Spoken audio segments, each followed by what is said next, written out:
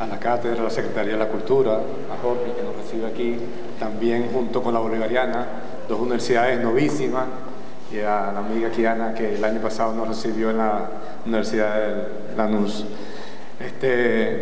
Yo voy a cambiar la presentación, voy a partir de lo que decía la joven, que se nos escabulló ahí.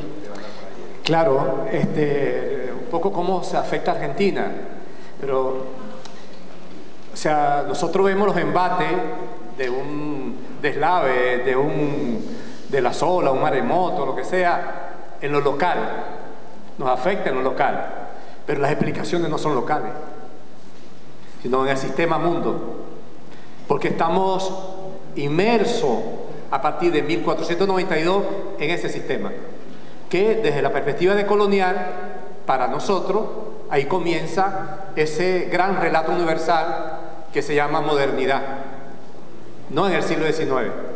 El siglo XIX cambia de rumbo en medio de la crisis europea, la hambruna.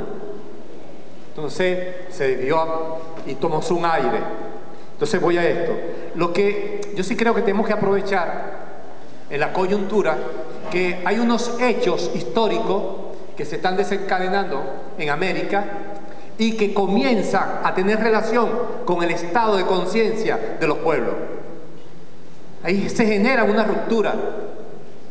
Fíjate bien, Venezuela, tenemos Brasil y Colombia al lado, pero sabíamos menos de Brasil y Colombia y muchísimo más que Estados Unidos y Japón. Eso no es gratis. Nosotros tenemos 4.000 kilómetros de costa hacia el Caribe y no tenemos ni siquiera un ápice de la comida caribeña. ¿Por qué? No tenemos una relación con el Caribe. Eso es de ahora, de 12 años para acá, cuando comenzamos a ver que la frontera de nosotros, la plataforma, no era la isla de Margarita, sino junto a los Cayos de Florida.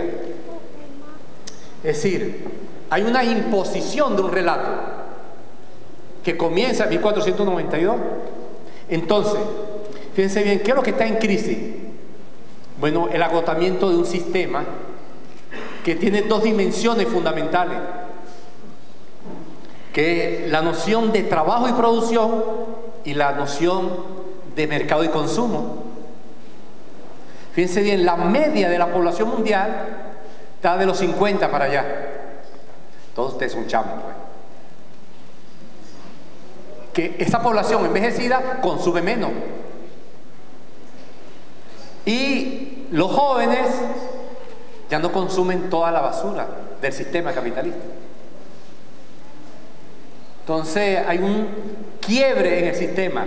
¿Qué representa ahorita China y la India en ese? Son dos pulmones, dos bombonas de oxígeno. Pero China no es diferente a lo que es la estructura capitalista de dominación. Ni para adentro ni para afuera. Pero es como el último aire de la modernidad. Entonces, digo, ¿qué tenemos que hacer? ¿Cómo tenemos que pensar? Le voy a leer unas cifras. Estas son medias de Latinoamérica. Fíjense bien, de cada 100 ingresos en la escuela primaria, solo el 53% de los chamos egresan de sexto grado, lo que se llama la escuela básica. De cada 100, el 53. De cada 100 que ingresan en la educación media o bachillerato, solo egresan el 27%. O sea que hay gente que se va quedando en el camino. Y de cada 100 que ingresan, del total de egresados de las universidades, que de lo cual de cada 100 solamente egresa el 19%, pero del total de egresados de las universidades, solo consiguen trabajo en el primer año de licencia el 9%. Hay una crisis mundial del trabajo, pero no es que el trabajo esté en crisis, sino es la expresión de que el sistema ya no funciona, está saturado. Entonces, ¿cómo pensarlo en medio de esa crisis? ¿Cuál es la pedagogía política que tienen que hacer los estados, los gobiernos, las sociedades para transitar otro modelo de pensarnos. Y eso supone generar un conocimiento que nos explique, que nos interprete, y a partir del cual podamos comprender la existencia de un continente diverso, signado históricamente por la interculturalidad. O sea, ¿cómo hacer ese conocimiento? Bueno, ahí hay unos PIDI, la teoría de la dependencia, por ejemplo, una epistemología del sur, el desmoronamiento del Estado, la articulación de los movimientos sociales que se llama poder popular, etcétera, etcétera. Porque los Estados le exigen a las sociedades mayores niveles de responsabilidad, pero no lo hacen partícipe de las decisiones.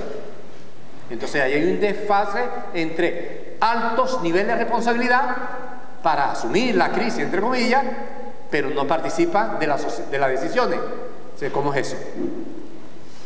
Porque todo lo que está pasando en Grecia, en Italia, en Francia, etcétera, etcétera, o sea, ya es el que, bueno, resistan, apriétense el cinturón, mayores niveles de responsabilidad, pero significa que ese tipo de democracia hace agua.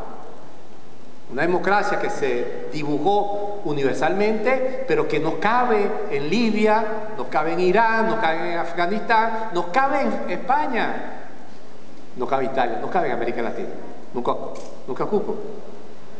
Pero el que se salía de la norma, lo invadía.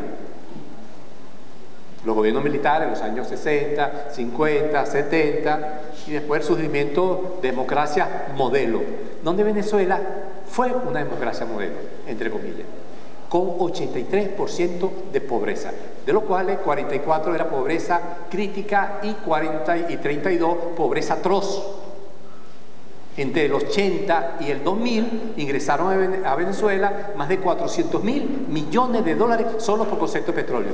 Pero fue la época en que se generó los mayores niveles de pobreza y de pobreza atroz, o sea que la gente no tenía para comer diariamente.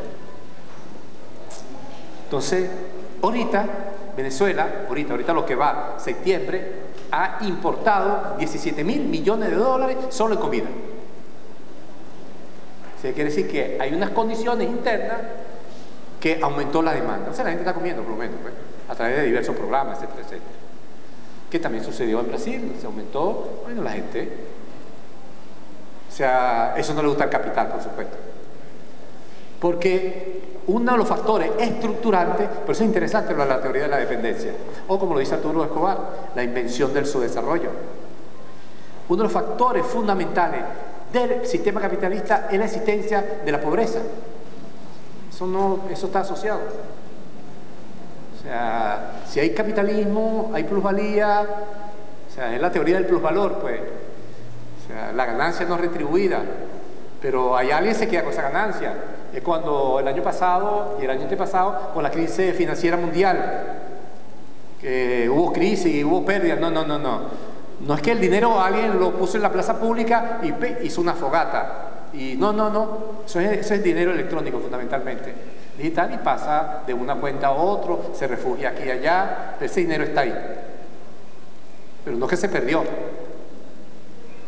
Es igual, dentro de 5, 10 años, por ejemplo, esas reservas internacionales, 300.000, no van a ser 300.000, porque no hay mercado donde invertirlo. Van a representar 1/3 del valor, a valores reales constantes. Pues la curva ahí es regresiva. Entonces, ¿cómo hacer? ¿Qué significa? ¿Dónde buscar? Entonces hay un ámbito mundial que afecta lo local. Y de lo local tenemos que comenzar a construir unos procesos que son distintos.